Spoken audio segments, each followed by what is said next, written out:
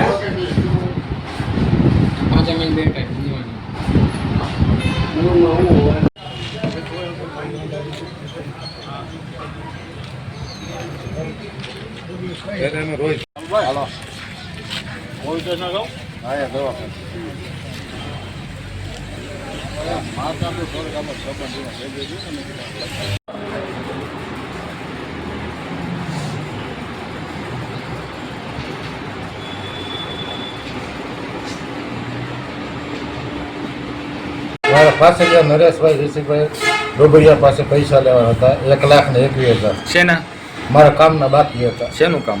સેન્ટિંગનું કામ કરો। એ લોકો કે હવે નથી દેવાતા, થાય એ કરી લેવાનું એમ કરીને મા બેન અમે ગાળે આપેલી।